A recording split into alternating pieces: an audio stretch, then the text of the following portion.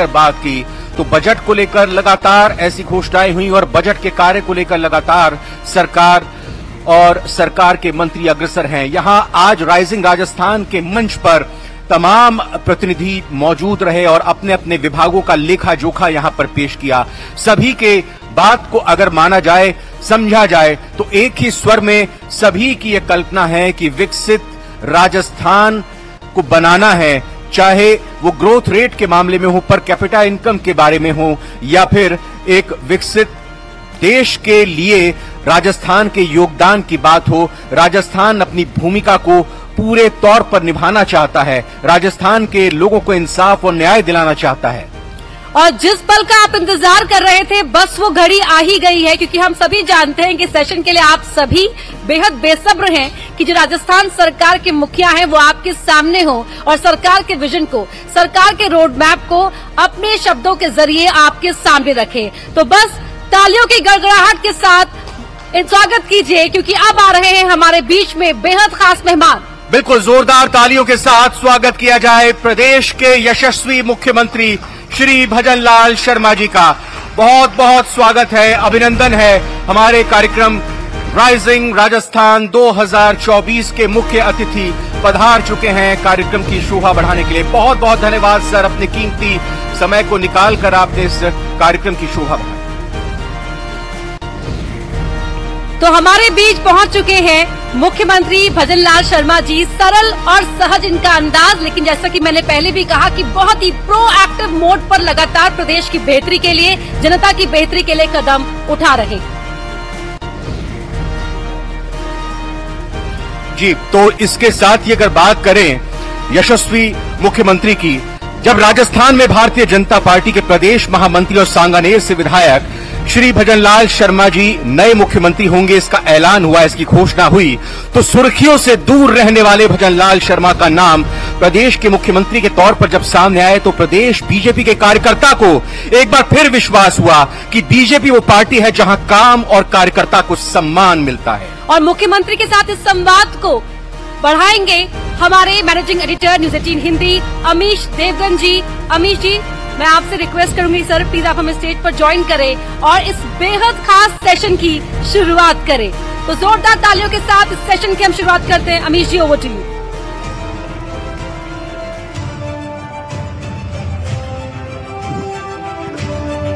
Thank you so much Ravindra and Aparna.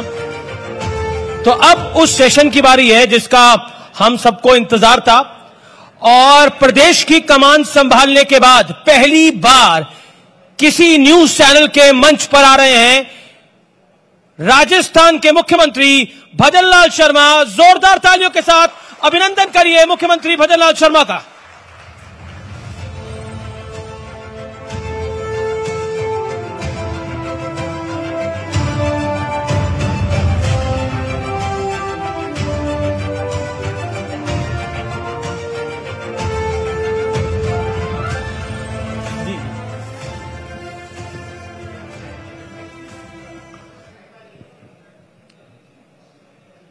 Bhajanlal Sharma ji, आपका अभिनंदन है न्यूज 18 के मंच पर।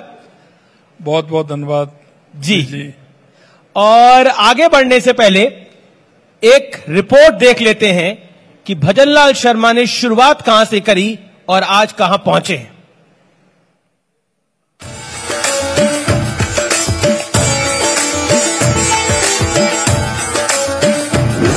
काम करने वालों को अपने बारे में बोलने की जरूरत नहीं होती, तभी बीजेपी ने समर्पण का सम्मान करते हुए 15 दिसंबर 2023 को एक ऊर्जावान को सूबे की कमान सौंपी। इसके साथ सियासत में नए युग का आगाज हुआ। मैं भजनलाल शर्मा ईश्वर की शपथ लेता हूँ। सीएम का पद संभालते ही भजनलाल शर्मा ने अपनी कार्यशैली से सबको अचंभित कर दिया। तभी तो पीएम मोदी भी मुख्यमंत्री भजनलाल शर्मा के कामकाज की जमकर तारीफ करते हैं। भजनलाल शर्मा जी की सरकार ने 100 दिन के भीतर ही ईआरसीपी परियोजना को पास करवाया। सूबे के मुखिया की सादगी हैरान करती है। शुरुआती 6 महीने के कार्यकाल में ही सीएम भजनलाल शर्मा ने प्रदेशवासियों के प्रति अपनी प्रतिबद्धता जाहिर कर दी। सीएम ने पेपर लीक पर करारा प्रहार किया। कानून के इकबाल को बुलंद करने के लिए सीएम ने एंटी गैंगस्टर्स टास्क फोर्स का गठन किया। पेयजल संकट से जूझते प्रदेश के लिए भजनलाल सरकार ने सालों से लंबित चली आ रही ERCP के लिए मध्य प्रदेश सरकार के साथ ऐतिहासिक MOU साइन किया। भजनलाल सरकार ने अपने पहले 6 महीने के कार्यकाल के भीतर ही पेट्रोल डीजल की कीमत में कमी के लिए वैट में 2% की कटौती की। आधी आबादी के सशक्तिकरण के लिए 14 जून को मुख्यमंत्री ने तृतीय श्रेणी के शिक्षक भर्ती में महिलाओं का आरक्षण 30 से बढ़ाकर 50% कर दिया। इन 5 बड़े फैसलों के अलावा शुरुआती 6 महीने के कार्यकाल में भजनलाल शर्मा ने जरूरतमंद महिलाओं को 450 रुपए में रसोई गैस सिलेंडर, किसान सम्मान निधि की राशि को 6 से बढ़ाकर 8,000 किया। रोडवेज किराए में बुजुर्गों को 50% की छूट दी। थानों में महिला डेस्क की स्थापना की। ऊर्जा के क्षेत्र में बड़े MOU किए। खास बात ये कि सीएम जिस सूझबूझ के साथ चुनौतियों का सामना कर रहे हैं, उससे प्रदेश में सकारात्मक माहौल पैदा हो रहा है।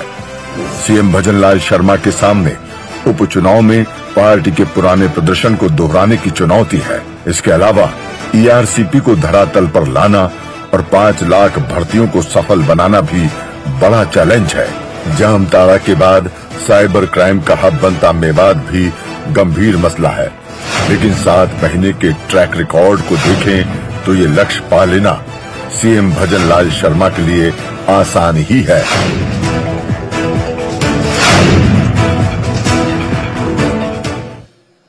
तो भजनलाल जी, आपका अभिनंदन है न्यूज 18 के इस बड़े मंच पर।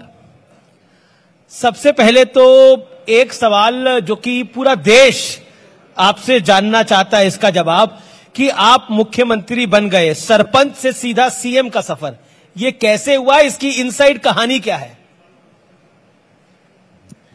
सबसे पहले तो मैं आप सभी को और विशेषकर आपको मैं धन्यवाद देना चाहता हूं कि आज आपने न्यूज 18 के माध्यम से मेरे से कुछ जानकारी और कुछ विषय आप मेरे द्वारा ले रहे हैं। इसके लिए मैं धन्यवाद देना चाहता हूं। आपने कहा कि सरपंच से लेकर के मुख्यमंत्री तक, अमीश जी, मैं एक छोटे से गांव से आता हूं जी, और एक किसान परिवार से आता हूं। कभी मेरे परिवार में राजनीति दूर दूर तक नहीं थी।